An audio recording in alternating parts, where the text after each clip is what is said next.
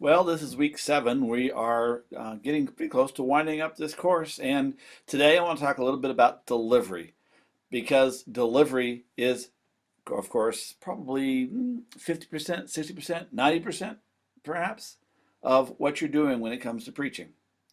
And I really want to talk about who are you in the pulpit? Who are you when you stand up to preach? I don't know if this has ever happened to you, but it's happened to me several times. I'm sitting in a congregation and listen to a preacher who I'd never heard before, and they get up and they preach, and it's an invigorating sermon, and they're really going good and whatnot. And then they get done, and I go to have conversation with them later, and it's like, who was that person in the pulpit? That that doesn't seem to be the same person I'm talking to. Their voice was different. Their energy level is different. Everything was different between where they were in the pulpit and how they spoke in real life. They were a completely different person. Clergy, preachers, have a lot of issues in our culture right now. We're not trusted. We're not trusted by the rank and file person out there. We have not necessarily a very positive reputation. And we don't help ourselves by not being the person that we profess to be, even when in the pulpit. If we're up in the pulpit, we're someone different than we are when we have conversation, then we really lack some integrity. People wonder who we are. They lose their trust for us. And so it's important that as you get ready to preach sermons, that you prepare yourself to speak in a way that presents you, so that when you are up there, you're the person in the pulpit, not some preacher person. Don't emulate somebody else. So I want to talk about a couple key points that creates issues, if you will. First thing, you preach your voice.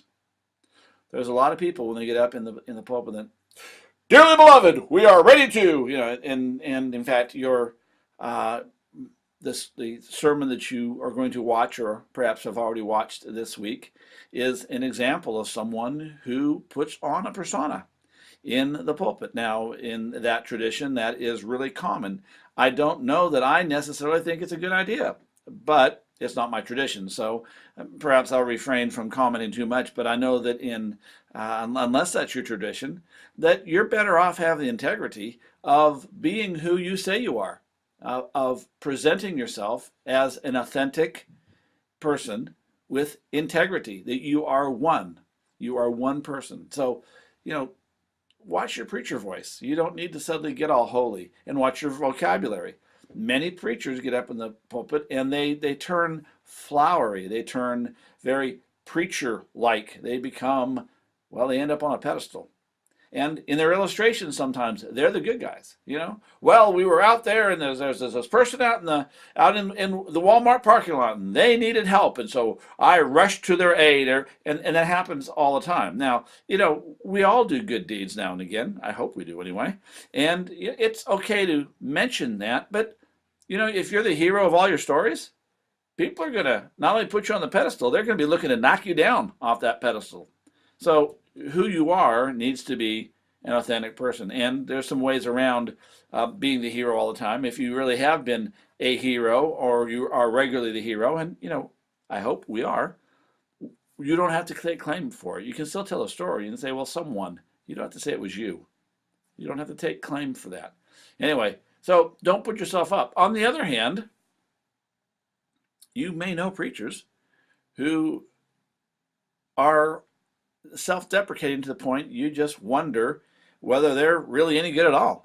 They talk bad about themselves, and they have the struggles, and they've had horrible pasts, and so on and so forth. And yes, that can be good for some effect. And just like putting yourself up, putting yourself down, there are times when it's appropriate to talk about your struggles, to talk about some of the things that have happened in your life. On the other hand, if you're continually dragging yourself down and putting yourself down, people are going to start wondering what kind of a core you really have. And so, don't put yourself up on the pedestal. but don't drag yourself down the gutter all the time either. And there's one other thing I just want to point out, and this is related but not directly to the pastor's identity, but that is your identity as a member of a family. It is really easy to fall into the habit of telling tales or using your family, your children, your spouse, cousin, uncle, aunt, grandparents, whatever, as sermon illustrations. Well, my daughter this, my son that, my wife this, that can get really abusive, and it's really putting your family on the spot. We had a rule when I had children in the home that whenever we used the children as an illustration, we were supposed to ask them. Didn't always happen, but we were supposed to ask them. And second, we paid them for it. They always got a quarter, nickel, dollar, whatever, for using them as an illustration. It helped make sure that we didn't use them all the time for illustrations. And in fact, when we chose to use them as illustrations, we were careful to make sure the value was there, so to speak. We can abuse our families something horrible by using them as our primary illustration material. So the word for the wise, don't. It's okay to do it occasionally.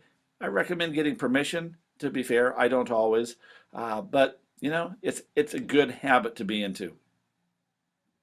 I want to wrap this up by giving you a couple ideas for delivery, some tips for delivery. And we're going to talk about some of the tools of the trade, which include some of the tools for delivery next week.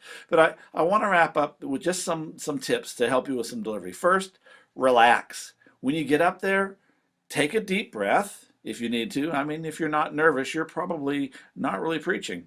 There's an awesome responsibility coming up when you step up in the pulpit. Remember, you are speaking as if you're speaking the very words of God. 1 Peter 4, verse 9 or 10, I believe. 10, I believe.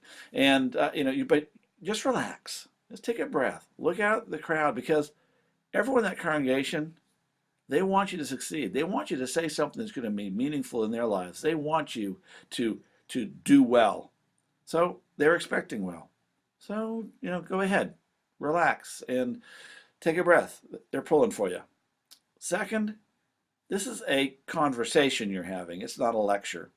Have a conversation. One of the things that many of the students have written is how much they appreciated listening to Andy Stanley, and that he has a conversational style, and he does. He's acting as if it feels like he's talking to you. Well, he's addressing several thousand people at any one time in a worship service, and yet it feels personal, and that's because he's in a conversational kind of voice. He's having a conversation, and it's a lively conversation. It's a monologue, there's no question, but it's a lively conversation that he's having with you. It's personal, it's intimate. He uses language that is what you would hear in a conversation, and that's a good thing. Have a conversation. It's not a lecture. Third, match your affect with your verbalizations. Now, what I mean by that is, here's a great example. Sometimes on Good Friday, if you go to Good Friday service, or you go to during Lent and you watch a choir sing, and they're singing about the trials and temptations and the crucifixion and how horrible it was and how Jesus was scourged and abused and all the rest. And if you look at the choir, everyone's,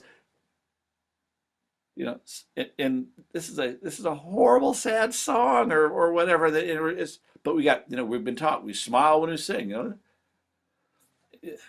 Your verbalizations, what's coming out of your mouth, should be matched by your affect, what your face looks like. If you're talking about sin, it shouldn't be, and this people sin, and how they're struggling with it. You shouldn't be looking at them with a big grin on your face. This should be painful. If and helping them to wrestle with it. If you're talking joy, you should be smiling. You should be exuding joy. Your verbalizations and your affect need to match, and that's a key to delivery. It really is. And finally, listen, you're sharing good news. This is the good news of Jesus Christ. And if you're not sharing the good news of Jesus Christ, then I hope you're going to give up preaching like today. If you're preaching the good news of Jesus Christ and what Jesus offers to the world, then behave as if you're offering good news. Behave in terms of the level of passion. This is important stuff. Behave in terms of this isn't a baseball bat beating you over the head. Yes, there's parts there that you may end up doing a little toe stepping, but you want to behave. Everything should be focused on, I'm offering good news. This is good news for you. Everyone should go away with knowing how to appropriate that good news in their lives, whether it's by praying specifically this week or doing some good act, whatever it is. It should be good news. All right, there's some delivery tips and some thoughts about being you and authentic in the pulpit. I believe this was the week that you're actually going to be stepping into some pulpits to do some preaching, and I want to wish you well, and I'll see you next week.